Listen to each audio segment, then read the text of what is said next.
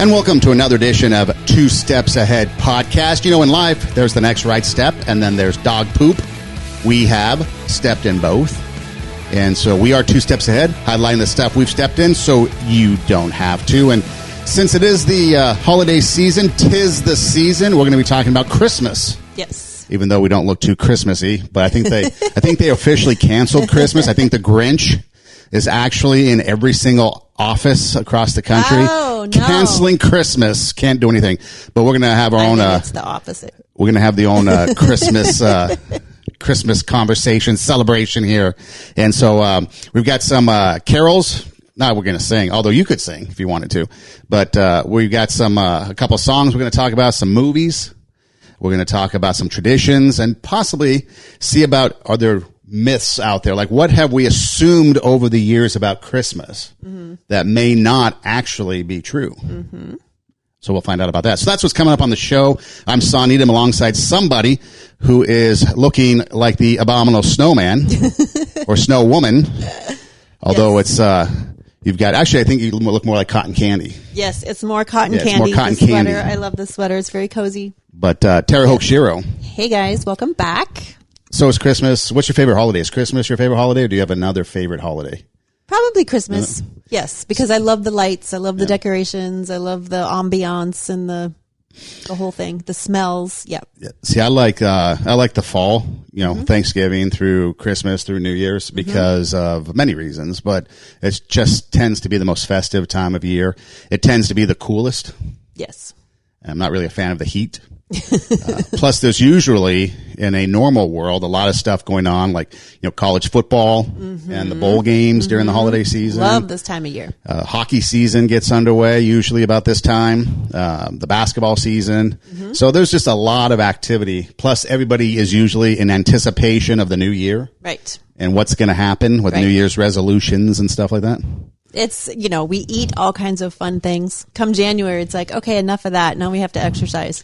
Now we which go to sounds really boring. Right. We go to the gym for the month. And then we're done. And then we figure out how to quit the gym. Exactly. Did you ever see that Friends episode when they, I think it was Joey maybe, he wanted to quit the gym, or maybe Chandler. And they wouldn't let him. And they wouldn't let him, and so they end up quitting the bank. Yeah. You know, because it was taking the automatic deductions out. That was actually pretty funny. I love all the Friends episodes. They're very funny. So Christmas, 'tis the season. So when you look at Christmas, you've got, like you mentioned, the food, the Christmas cookies you bake. Are you a baker? You know, I used to make Christmas cookies from scratch, and when I did it by myself, I was pretty not good, but I could, you know, I made a bunch of cookies and lasted throughout the season. Then when my daughter started helping me, we are a train wreck together. Like, cooking dinner is not so bad, but like following a recipe with the two of us together, something always we forget. And every year it's like, oh man, that was a disaster. Like, it just, so now we're kind of like, okay, let's get a box or a roll of something that's already basically made, and we just have to stir it or cut it and put it on the pan. And now, during Thanksgiving, you mentioned you were the sous chef. I'm the sous chef. Are you still the sous chef during Christmas too? Yes. So you've been relegated to sous chef. I love it. Do you? I'd much rather chop and follow along behind than have to. Now, Thanksgiving was different because Thanksgiving I can do with, you know, blindfolded. Right. Because I just kind of do the same thing, and I know the timing, I know which order to do things and to get it all.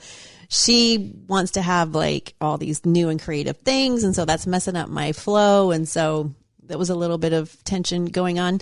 But other than Thanksgiving, yeah, she has become, because she'll look on like Pinterest or Instagram or whatever, and she'll look at all these really, oh, this looks fun, and I'm like, I'm not over that. So she'll come up with all these creative things, which means that's out of my element. So now I'm the sous chef. I'm like, all right, then you figure it out. You do the chopping. Just tell me what like prep work to do and what. Yeah, it's much easier that way. So typically, turkey is for Thanksgiving. Yes. Do you have turkey again at Christmas, or do you do a ham, or do you change it up, have some tacos? Okay, so can I just tell you, so this year we were talking about what we were going to have, and there was 5 of us that were going to be there. 4 out of the 5 people said they didn't like turkey. I'm like, what? Wow. I'm like, I'm going through this whole hassle making a turkey. And they're like, well, it's festive. We like it for Thanksgiving, but it's not like, I wouldn't typically like eat, turkey. And they said they would, prefer ham. So then I said, a couple of days ago, I said, okay, so for Christmas, we'll have ham. Well, I don't really like ham. I'm like, what?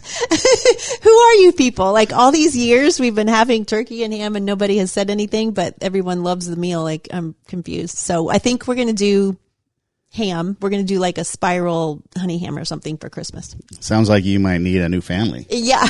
Like a surrogate holiday family. Something. That enjoys everything that you like. And then they kind of like Home Alone.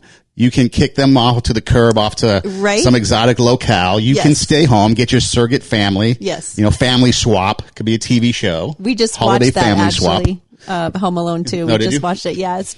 And so, and then you can have the holiday that you want. Yes. Now, speaking of movies, okay, there's plenty of Christmas movies out there. And I don't know if you're a big Die Hard fan or not, but the argument every year is Die Hard a Christmas movie? I say yes. See, I say no because the setting may be at Christmas time, but it has nothing to do with Christmas. True. Absolutely nothing to do with Christmas. Okay. It just happens to be set at Christmas time. But there are some movies, okay, and knowing that you like those black and white TMC type movies. They're not all black and white, but yes, the classic movies. Classics. Classics. There are some movies that are that are good Christmas movies. Yes. That should be watched. Yes. We don't should you, except at Christmas time when you watch movies, that you should watch during the holidays because they're just good Christmas movies. Yes. So here is one of them. It's from 1946. And it was done by Frank Capra. And you should know this one. Mm-hmm. Look, Daddy, teacher says every time a bell rings, an angel gets his wings. That's right. That's right. Attaboy, Clarence. And the movie is? You know what the movie is? Yes. What is it? Miracle on, or no. It's a Wonderful Life. Yes. Did you know that it stars Jimmy Stewart? Did you know that Jimmy Stewart, because I guess he's kind of frantic in that movie, right? He's basically contemplating suicide, and it's his whole story. I guess recently he came out, or somebody came out with a backstory to it, and he, I guess, had just come back from the war, World War II, and he himself was struggling from PTSD.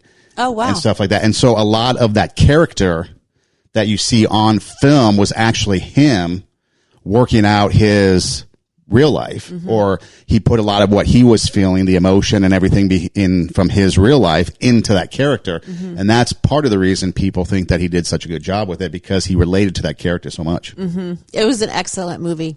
And it really shows you what, we think that we are insignificant or unimportant, or that we've had this, maybe this boring life, or we haven't achieved what we're supposed to achieve, why we're here. But I love that it goes through all of the different effects. If he had never been born, all of the different, the angel goes and shows him like, well, look at this situation, look at this family member, look at this over here. And literally the whole town was affected by him being born.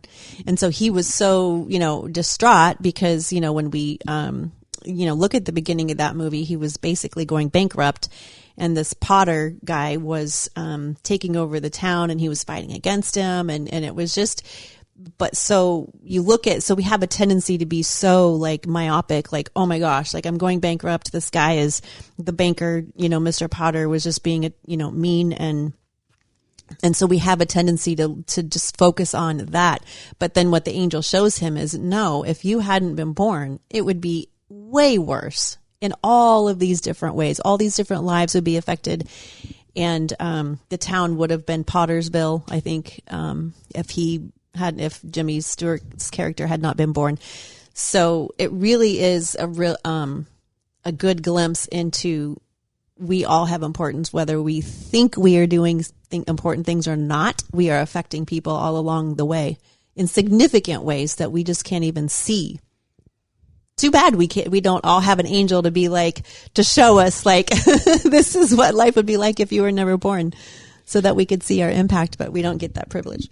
But see, that's kind of the interesting thing, because like in the radio business, we always hear about the vocal minority, you know, or like in anything, you get the vocal minority. But in the radio business, which was my background, we would always hear either, you know, the vocal minority when it came to positive things or negative things. Right. But it was the non-vocal or the silent majority Yes. that you really affected, either good or bad, but you affected, but they would never respond. But that's the thing that I learned early on, is that everything we do, we can affect people. Yes. And just even walking down the street, in the grocery store, just, you know, people are always watching, and people are always going to, you know, take something from us.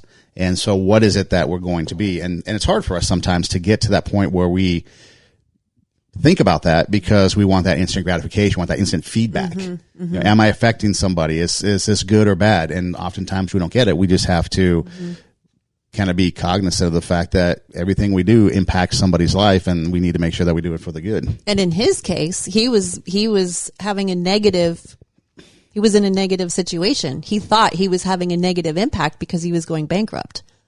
And it's like, okay, so all these people are going to be let down because I'm going bankrupt, and it's going to, you know, so he thought that his impact was negative.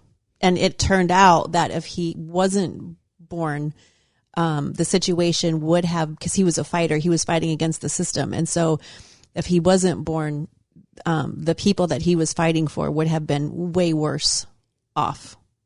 And then at the end of the movie, of course, everybody rallies around him, and then he doesn't go into bankruptcy, and everybody so he turns out like he's the hero, but he thought that, you know, he was hurting, like he was not making an impact at all. So it's tricky, like just because we don't see it or feel it, you know, doesn't mean that we're not making an impact. And we have a tendency to judge, like, oh, this is negative, so therefore I'm making a negative impact, or, oh, this is positive, therefore I'm making a positive impact. And there could be 100 things going on behind the scenes that we don't even know about.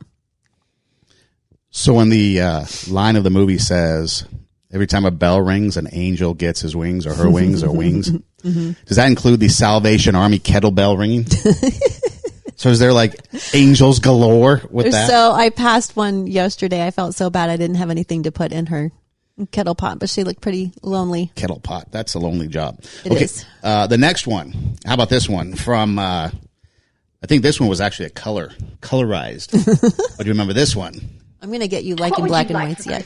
Horrified, I heard myself blurted out. I want an official Red Ryder Carbine Action 2-inch range-ball air rifle. Ooh. No. Shoot your eye out. Oh, no, it was the classic mother BB gun block. You'll shoot your eye out. BB guns are dangerous. I don't want anybody shooting his eye out. Oh, no. You'll shoot your eye out? Do you know that movie? Yeah, that's the one with the leg lamp. The Christmas Story? Yeah, Christmas Story. I've never seen it. Have you seen it? I have. Have you? Is it good? It is good. Which one's better, the Christmas Story or A Wonderful Life? I can't even compare Really? them. Yeah, the Christmas Story is a little more. It's a little more like. I don't want to say pop culture, but it's like kind of, you know, like Vacation is kind Right. of like the. So it's not like Vacation in the sense that it's, you know, wild and crazy, but you get this like dysfunctional family, I guess, in the Christmas Story, and it's hilarious, but it's very quiet because it's an older movie, you know, and so it's, you get this like older style of movies. And there's a lot of good, you know, messages in there, but it's very funny, and it's very like, you have to have the patience for it if you're used to the modern day movies where there's a lot of action. Like, it takes a while to learn to love the older movies. So the actions Because the pace is different, the timing is different, the jokes are different, the mood is different. All the subtleties are still there. They're just a little more subtle than. So the actions and the dialogue. Nowadays we get the action and the action. But then Exactly. the actions and the dialogue. You have to listen. A lot of it was, and we don't have the patience for that. Like my husband, when I first started watching Turner Classic Movies, he's like, oh my gosh, I cannot take this. Like, it's so slow, and it's so, I'm like, but you're looking for the wrong thing. Right. You got to pay attention to what they're saying. And and slow down a little bit. Yeah, it's completely different. The two things that I always knew about the movie, even though I've never seen it, was the shoot your eye out. Yeah. And then the sticking your tongue on the metal pole and get your tongue And he's stuck. standing there and everyone leaves and he's like, ah! So those are the two things. So that must tell you right there that the impact of the movie can be something pretty big because it leaves you with two iconic, Yeah. well, an iconic message, I guess, with the shooting your eye out. Yeah. And he actually does. Doesn't like he eventually shoot and then comes back and like pings him in his eyeglasses or something? Something like that. Yeah. It's been a while since I've seen it. Yeah. And also the leg lamp is also another thing that really sticks with. Do you know what that is? No, I don't. So he ordered the dad ordered this leg lamp. And so it's a woman's leg. And she has on a fishnet stocking, Okay. and it's, highly controversial. And he puts it in the front window. And so it's a high heel. It's this part of just one leg, and it has a high heel, and it's has a fishnet stocking all the way up. And then at the top where the thigh is the lampshade. And it's hysterical. And he puts it in the front window. And of course, the mom's having a fit because, oh my God, the neighbors, what are they going to think? And he's very adamant, this dad, that he's going to have that leg lamp in the front window. It is so funny. I'm thinking some new TSA merchandise. I ordered one for a friend one time, but I want to order one for me. We could get one of those leg lamps and have our they have that. You can, insignia on it. they have them in all should do different that. sizes. You can get on Amazon, I think. That's has them. funny. Okay, how about this one? Your Honor, every one of these letters is addressed to Santa Claus. The post office has delivered them. Therefore, the Post Office Department, a branch of the federal government, recognizes this man, Kris Kringle, to be the one and only Santa Claus. How about that one? Great movie. I've seen all the versions. Miracle on 34th Street. Which version do you like the best? Because there was one, the original, which that came from. Mm-hmm. There was one in 1994, which was pretty good, I hear. Mm-hmm. I like the one in 1994. I really like the interaction between the little girl and the guy. He's been in several TV shows. You have his name? Richard Attenborough? No.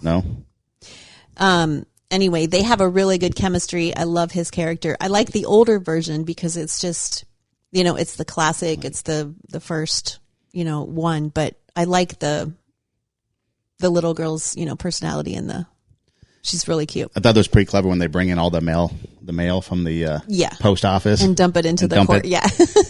and he's trying to warn the judge, and the judge is like, "Bring it in here and put it on my desk." He's like, "Okay," and it's bag after bag after bag after bag. Yeah. Now, you mentioned this one earlier, or you mentioned this series earlier, but for me, it's not like I have to watch movies to make it the holiday season, but you can't help but go through, with a lot of these movies, you can't help but go through the holiday season without seeing them because they're always on TV. They're like on loop, right? Mm-hmm, depending on what channel. I mean, TMC probably has, or Turner Classic probably has them on loop, and you can just watch them one after the other after the other. So this is one that is always making the rounds. Clark, it's Santa Claus. No, it's the Christmas star. And that's all that matters tonight. Not bonuses or gifts or turkeys or trees. See, kids, it means something different to everybody. Now I know what it means to me. Christmas Vacation? Of course, Vacation. Yeah. Chevy Chase is hilarious. How many times have you seen that? Probably 2 or 3, but it's been a while because I have a couple other favorite movies that I watch religiously at Christmas time. So that one doesn't usually make the cut anymore. Next year we should have a Christmas viewing. Yeah. Christmas viewing party yes. with our fans. Yeah. And then we can have like a double feature, like a classic and then like a modern day one. And there's so many. Like 2 of my favorite movies are White Christmas. That is my absolute favorite Christmas movie. I know a lot of the words to a lot of the songs, a lot of the dialogue, so I sit and sing it back and repeat it when they're, watching the movie. It's so much fun. We could have a sing-along. Have you watched, probably never watched White Christmas? I don't think I've ever seen White Christmas. It's so good. But you mentioned White Christmas. Christmas, isn't it? Hold on. Yep. See, there's the White Christmas, which is the most popular Christmas song in America. And of course, it's Bing Crosby. Yep. So he sings this at the very end of the movie of White Christmas when they're on stage and the army, the service people have all gathered around the tree. You know, they say that's what made the movie popular because it first came out on Christmas Day in 1941, and that was 18 days after Pearl Harbor. So it's kind of like a gathering, like a not a rallying cry, but some people can gather rally around, and then when all the soldiers went off to war, it became a song that reminded everybody about being home. And when he would go on those kind of USO tours, they would always want him to sing White Christmas no matter what. And it was the best-selling song of all time for 56 years until Elton John remade Candle in the Wind for Princess Diana's funeral. The interesting thing, though, is that the writer Irving Berlin, I thought this was fascinating, is Jewish. And so he's singing of a White Christmas when he's Jewish. And so it was, I think that kind of adds to the nostalgia of it, or just the magic of it, because you have a guy, and that was it. I guess the whole point behind writing the song was just, here was a guy that wanted the simplicities of life again, which was at Christmas time, it snows, the holiday season snows, and just thinking about a White Christmas. And so he penned the tune. And then when Bing Crosby got a hold of it, look out. Well, it does in the movie. I mean, it brings back, the song brings back the scenes in the movie, because in the movie they have they're in the service. Bing Crosby and Danny Kaye are the two leading men, and they're in the service. And then after the war is over, then they go on tour together. They start singing or whatever, and then they find out that they're I think it's the colonel, or the general that was their general during the war. They find out that he has opened up this inn up in Vermont, and it's struggling because there hasn't been any snow, and he's really struggling because he doesn't have purpose anymore, because he's not a general anymore, and he wants to re-enlist, but they don't want him because he's too old. So he feels like this has-been, like this innkeeper that's losing his inn because there's no people, because there's no snow. And so Bing Crosby and Danny Kaye, they call in all of the servicemen. He goes on what's that guy's name on TV back in the day? He had a variety show. So they go on his show in New York, and they call Art Linkletter, is it? No. My recall. So anyway, he goes on the show and tells all the servicemen around the country, Ed Sullivan, and he tells all of the servicemen in the country to come to the inn for Christmas Eve, and they're going to put on a show, and they're going to support the general so that, he can have customers or whatever. And so they all come around this beloved general. They surprise him, and so they're on, Bing Crosby and Danny Kaye are on stage, and they're doing their show, their performance, but they're doing it for all of their comrades and all the servicemen and the general. And then they sing White Christmas, and they have on these beautiful red, like velvet gowns with like the white fur, around them, and the beautiful tree. And of course it starts snowing, and they open the barn doors, and this is, it's magical. It's the aesthetic is, the ambiance is very cool. So, no, I've never seen it, but I've always been, known about it because of the song, obviously. Now, the one song that I personally enjoy, which a lot of people really don't, during the Christmas time, it's on my playlist, my Christmas playlist, is, Do They Know It's Christmas? It was the raise money for Ethiopia. Yep. The famine-stricken Ethiopia. Great song. And that was a song that led to then Live Aid the next year, which, was probably one of the most seen benefit concerts around the world. It was held both at Wembley Stadium and in England, and I think Philadelphia here in the States. But there was a line in there that Bob Geldof wrote, and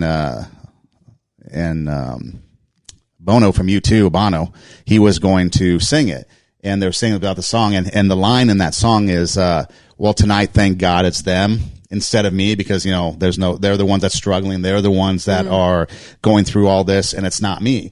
and he did not want to sing that line. I was going to say, that's so sad. Yeah. That's so arrogant. Well, the point was, this was the point, that Bob Geldof was like, that's the point. We sit there and we think that nothing is wrong with this world because it doesn't affect us. And that was the most poignant verse or lyric of the song, was tonight, thank God it's them instead of me. And that gets everybody starting to think about, now let's think about other people, start thinking about other people, because especially at Christmas time or the holidays, that's when the emphasis is on helping others. And we need to take our eyes off ourselves and start looking to other people.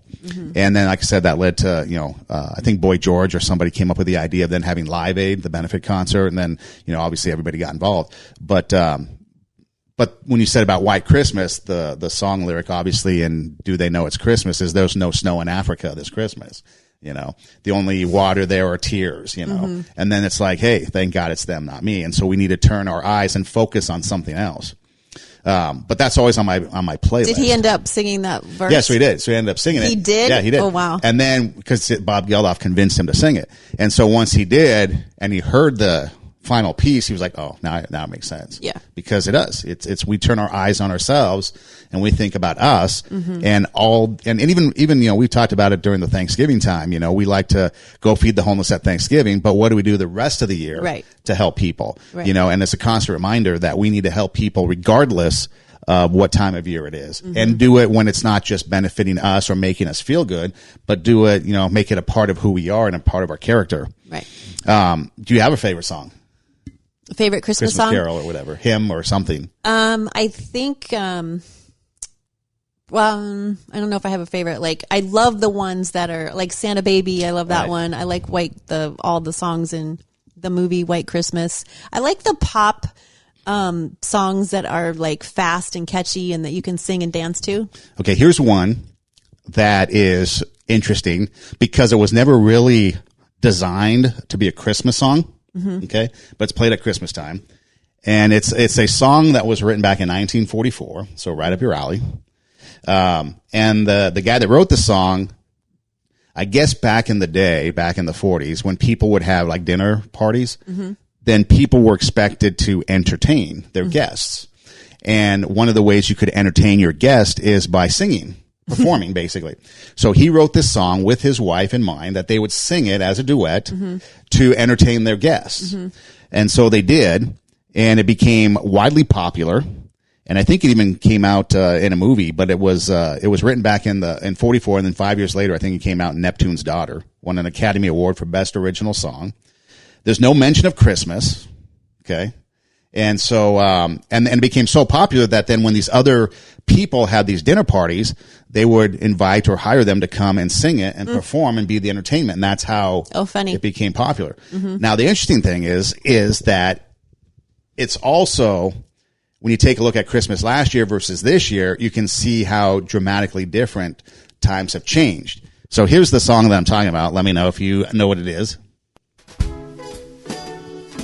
And again, keep in mind, it was designed for him and his wife to sing as a duet. I really can't stay. Baby, it's cold outside. I love this song. I gotta go away. Baby, it's cold outside. This evening they sing this song in Elf, the movie Elf. This is Idina Menzel and Michael Bublé. I love this song. I love singing along to it. But the funny thing was, last year this song was like banned because it was sexist, misogynist. You remember that?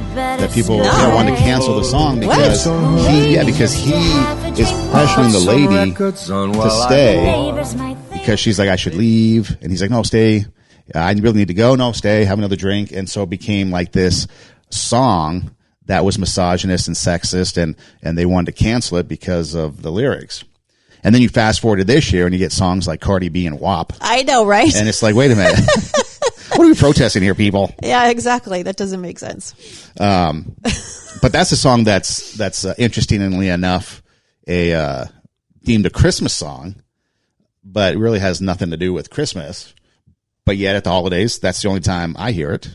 Right. It's the only time I hear it too. And I'm wondering if the movie had something to do with that too. Elf. Yeah, probably resurrected it like a lot of things. Yeah. It brings it back.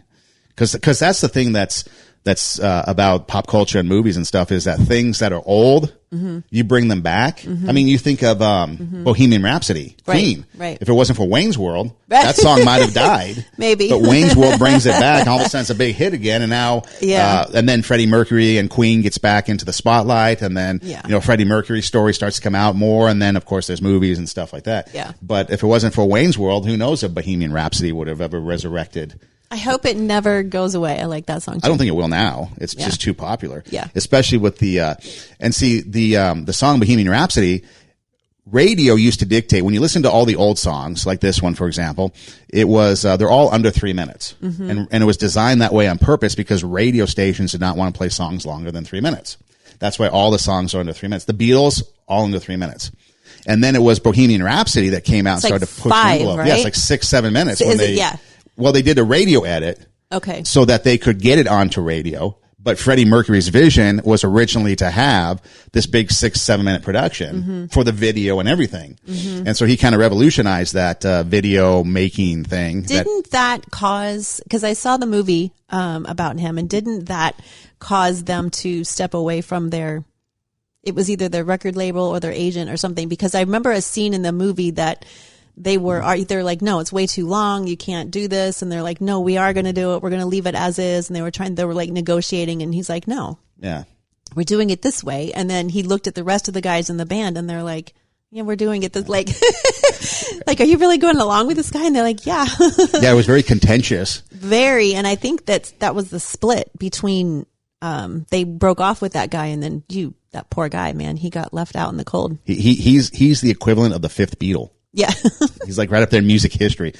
But yeah, that's what it was. And so Freddie Mercury had a vision.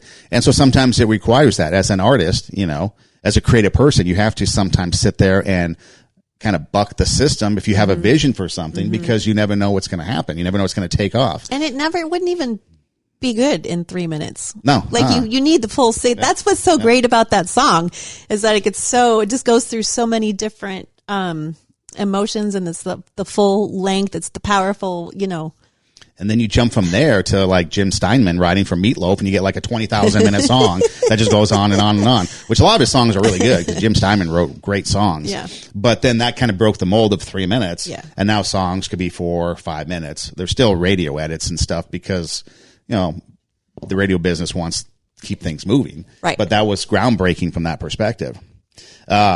One of the all-time, I guess, favorite songs when they're polled is Silent Night. Okay. So Silent Night was first sung on Christmas Eve in 1818, but it was written by a priest, Joseph Moore, in 1816. And he had this poem that he wrote. So it was Christmas Eve. I guess he's out walking in a little village outside of Salzburg, Austria, and he kind of sees this image of the snow, and it's at night. I guess this was the night before Christmas Eve, so this would have been like the 23rd, I guess, as the story goes. And he sees this like serene village in the snow at night. It's calm and peaceful, and he recalls the poem. Well, I guess the church at the time, their organ wasn't working for whatever reason, floods, rats, whatever. And so he got with the pianist or the organist and said, hey, let's see if we can compose music to these lyrics. And so Franz Gruber, not to be confused with Hans Gruber from Die Hard, wrote on his guitar, composed the music. Okay. And then that night they sung it at Christmas Eve at the church for the first time. It was written in German, called Stille Nacht.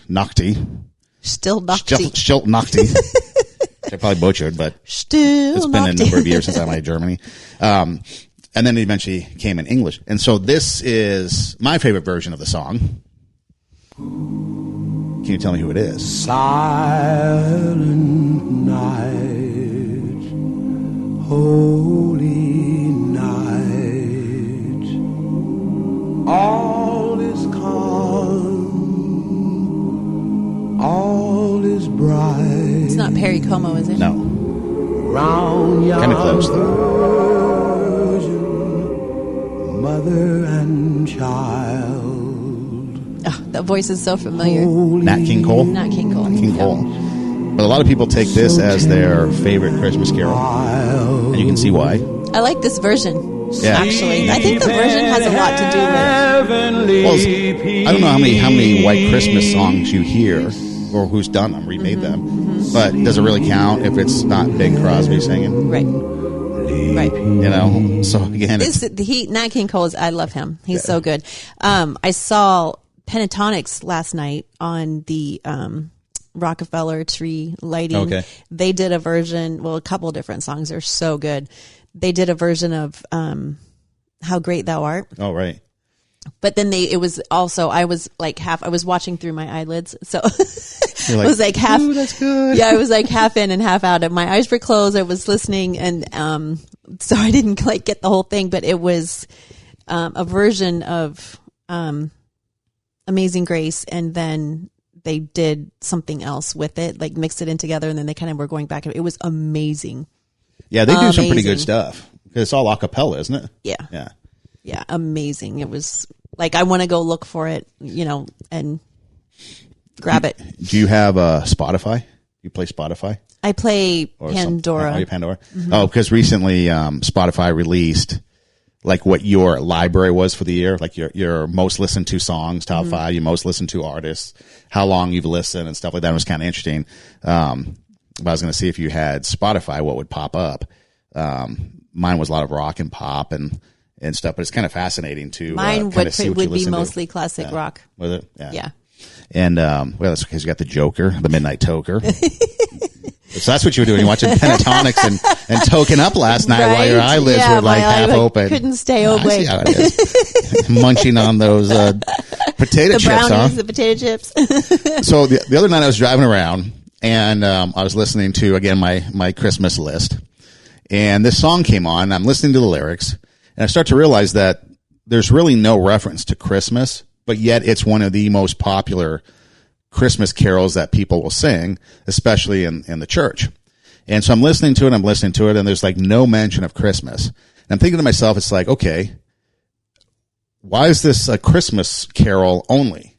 Because the lyrics have more to do with like resurrection, really, and salvation than it does with Christmas. You know, we talked about like Die Hard being a Christmas movie.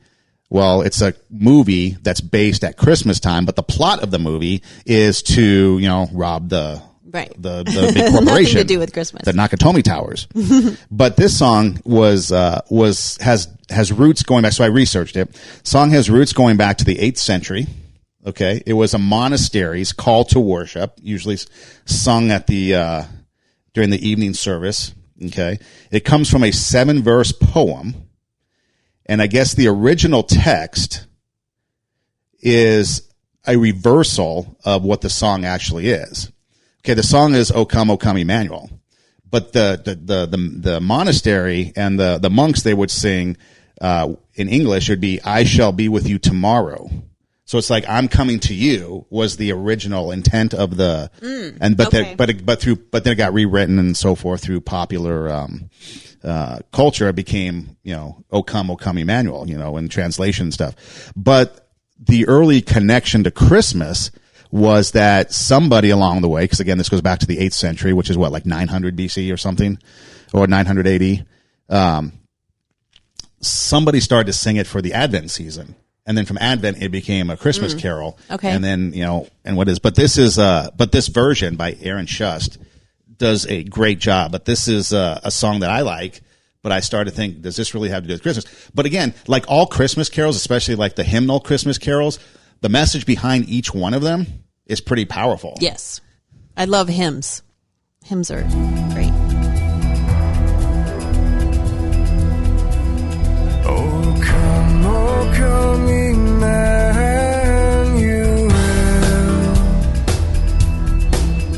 and ransom captive Israel,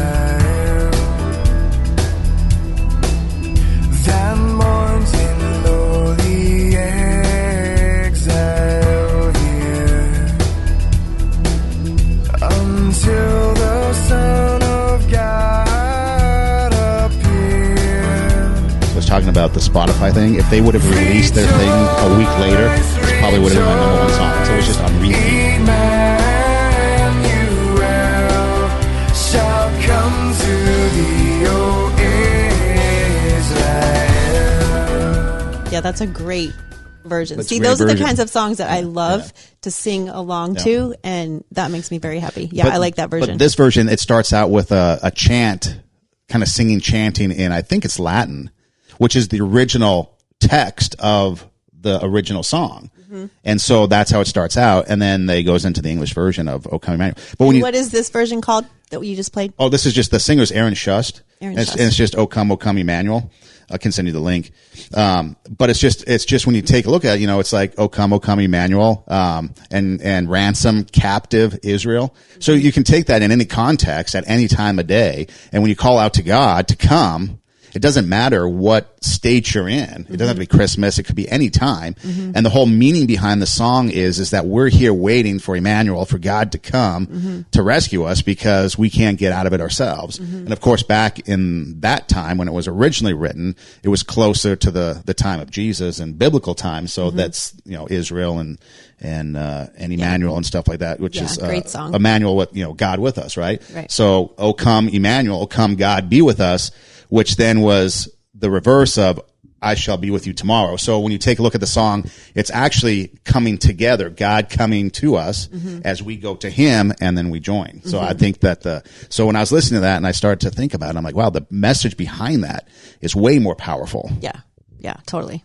Okay, a couple quick things and then I've got something for you. Yes, I'm very anxious to give you a gift. So real quick, myths or assumptions of Christmas based on scripture. Okay. Obviously, Jesus was not born on December 25th. Correct. It became a tradition in the mid 4th century that somebody in church hierarchy, some think the Pope, but others think not, that just decided that December 25th would be Christmas Day. And then 1870, it became a federal holiday. So Jesus was not born on December 25th, more than likely.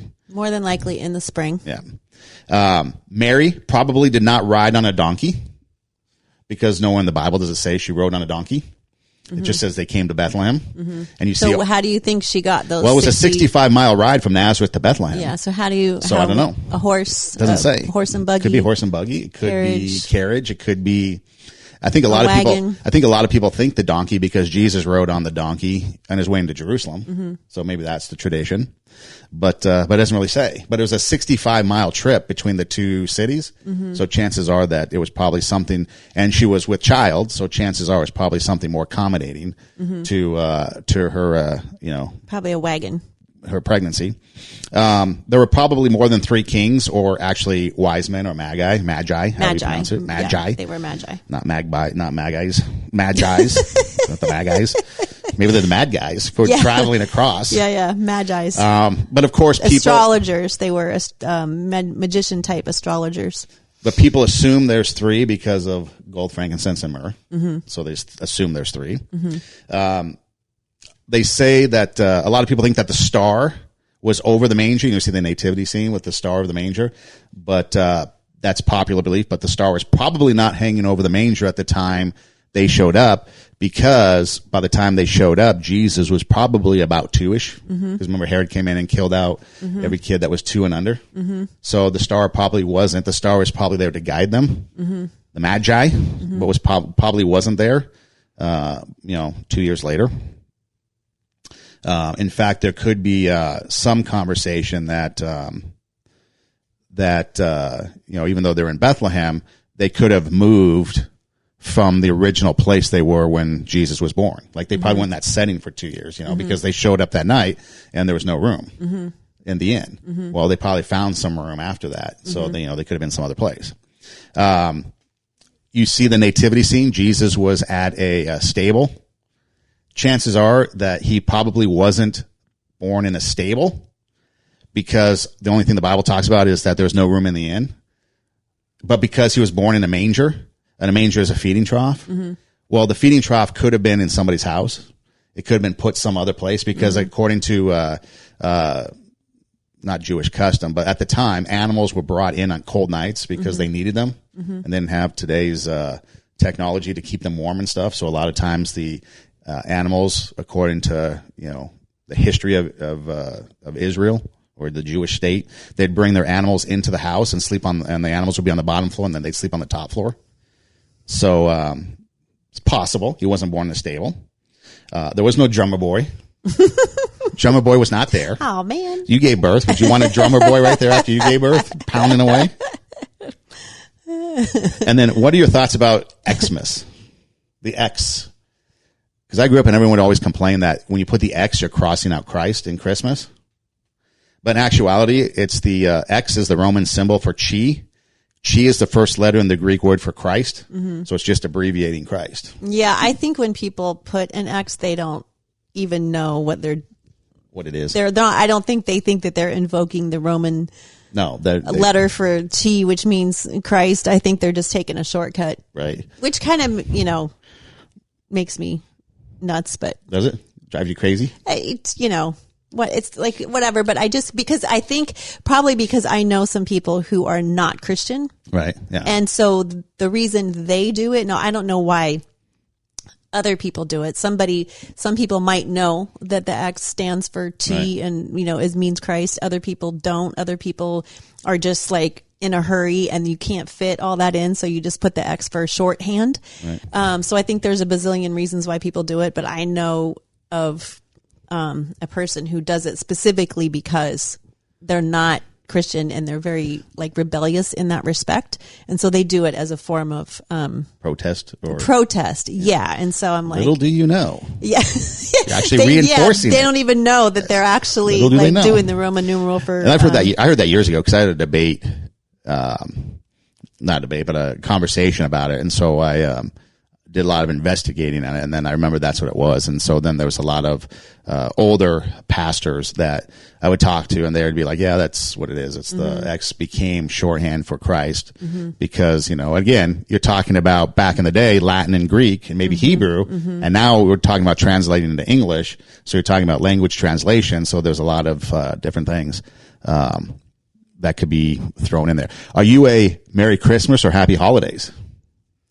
I like Merry Christmas, but it depends on if there's a whole bunch of holidays that are yet to play out, then of course Happy Holidays. Because I also read that Happy Holidays was a derivative that came from Happy Holy Days. Because people took the holidays as the holy days, Advent, that led into Christmas. And again, I don't think that people nowadays there's think into that. Even though they don't know, what they don't know is they're reinforcing. Politically correct. Yes, but what they're doing is they're reinforcing. The traditional sense because we like to take things in our modern day and mix it up. But the irony is by you trying to cancel Christmas and say holidays or Xmas, you're actually reinforcing. I just think the whole controversial things are just so silly, honestly. To me, it's just too dramatic because people take sides and they're so adamant about their side. I think it's ridiculous, honestly, because there's Kwanzaa, there's Hanukkah, there's Thanksgiving, there's Christmas, and there's probably something else in there that I'm forgetting. And so when you say Happy Holidays, it's you don't know which holiday people are going to celebrate. And all of those holidays happen within about 6 weeks of each other.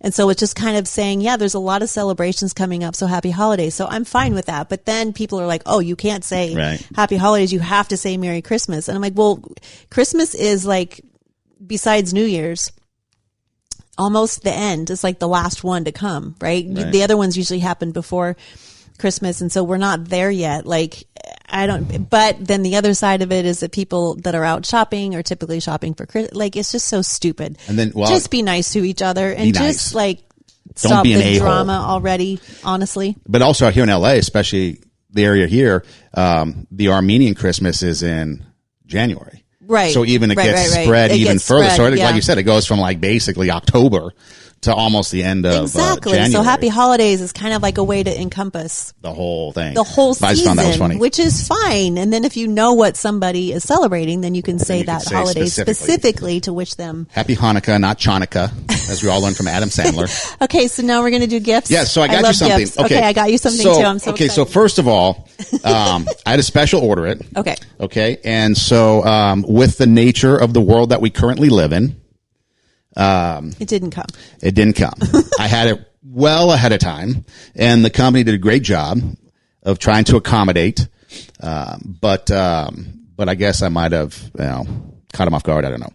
So, what I did was I was able to get a printable copy of what Okay. it's going to be. Okay. Okay. So at least you have an Very idea. excited. So you have an idea of what it's going to be like, but it's going to be 10 times better than obviously what's in this envelope. It's just a representation. A representation. So you had something. Okay. Okay. Okay. And I think you're going to like it. Okay. And it's based on everything that this past year working with Oh you. gosh.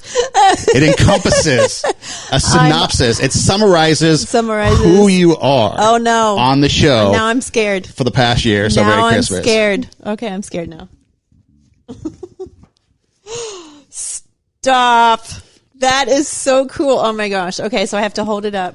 Is this going to be like an actual? It's actual photo. And no, it's an actual photo. But is it going to Well, be like it's an actual that is magazine so cover that then will be cool. framed. Oh, look, you guys. It's the actual magazine cover that will be framed.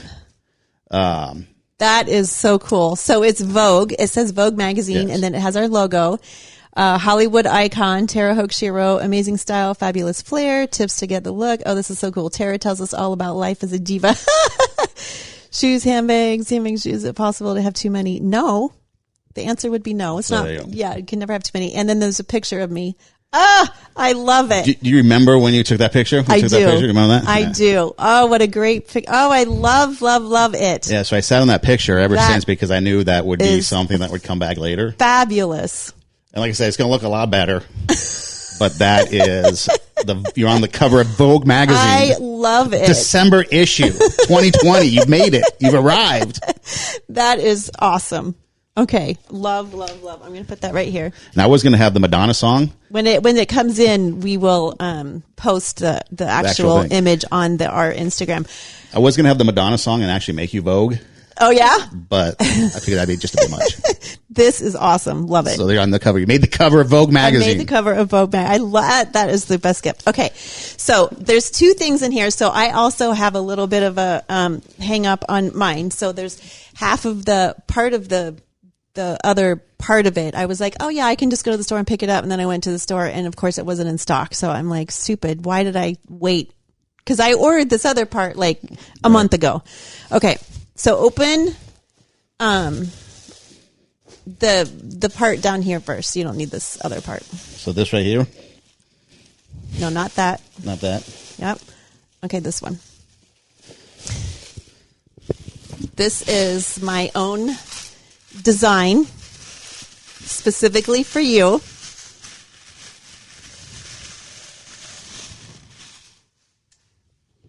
Oh, wow. That is cool. I've actually wanted something to change my thing. It is Sunday Night Brew. The only thing missing is you, cheers and happy drinking with my name on it, the emblem. So what I do is on Instagram, I think it's on YouTube too. That's so cool. Thank you. So what I do is I do a weekly kind of beer review of different types of beer, and it's called Sunday Night Brew. And It's so, really good. You should check it out. oh, thank you. And so basically what I do is I just have a glass that I put it in, a clear glass. And I noticed that Yes. the glass that you use is UNLV. Yes. And I zoomed it in. I'm like, what is that he's using? So that I wanted to get, this is a generic glass because I wanted to show you what it would look like. Dude, that's cool. But I wanted to get you like the same beer glass. I even made, so I made this logo. That is cool. I like created it. It's like original logo. I designed it myself. One of a kind. It's one of a kind. And I used the beer glass that you use because you have like a little like stem on the bottom of your glass. So those are the ones that I wanted to get. So I owe you That's cool. a set of glasses to, and then this is just your extra, these are just the extra The designs. stickers that will go on. So the stickers are vinyl. They're waterproof. Very and cool. then you just put them on. That is cool. I never would have thought of So you have that. a set of glasses with your own official logo. Wow, look at that. I got a logo. You have your own logo Yeah, I never for would have Sunday guessed Night this. Brew. Yeah, I would never would have guessed this in a million years. Yeah. That's pretty cool. I've been wanting to do that for that's pretty months. cool. And then I'm like, oh, I should just do it for Christmas. That is way And cool. since I've already made the logo, it's already set. I could make you a t-shirt. I could make Wow. you like, That is cool. Thank you. yeah. So That is impressive. I Very got few lots people. of opinions. Yeah. I'm like, okay, what about? So I was sending them to my kid. I'm like, okay, A or B? B or C? A or C? I'm like all these different versions. You can ask people that know me. I'm seldom caught off guard with stuff like this, like gifts and this, but this is like really cool. Cool. I never would have guessed in a million years. That's awesome. Yeah. And it's funny. It's timely too, because I've been thinking about upgrading the glass because, like you said, the logo is obviously UNLV, which is my favorite basketball team. So you do such a good job thank with you. the Sunday Night Brew. If you haven't seen it, it's very informative. It's fun. It's like so creative. So I thought it deserved your own logo. Your own glass. Complete. It is now complete. It is now complete. The logo with the glass is now complete. Yes. Because that's the last thing that's been bothering me about it. Because I did the backdrop. I changed the backdrop and everything. And so the glass was the last thing. But I'm like, okay, as long as I had something clear right now so they can see the color, that's all I that had matters. your picture, so I put up your video and I studied your new background. And I'm like, okay, the That's logo's perfect. got to go with the background. Yeah, you did a great job on the logo. Thank you. And speaking of logo and stuff like that, you can also find out more of her handiwork at TaraShiro.com. Mm-hmm. You can go to the merchandise store and you can check out all the merchandise 2 steps ahead, plus wear your character. Yes. I just created a new t-shirt. I'm going to tweak it a little bit, but I just created a new one. The self-talk t-shirt. And then kinds of words on it. The pillow, is the pillow there or is that something different? The pillow is there. Christmas presents. Yeah. PRESENCE. And so you can go to TaraShiro.com. Or if you're on Instagram, you can just go to 2 Steps Ahead Podcast, TWO, 2 Steps Ahead Podcast. There's a link in the bio. It's a link tree.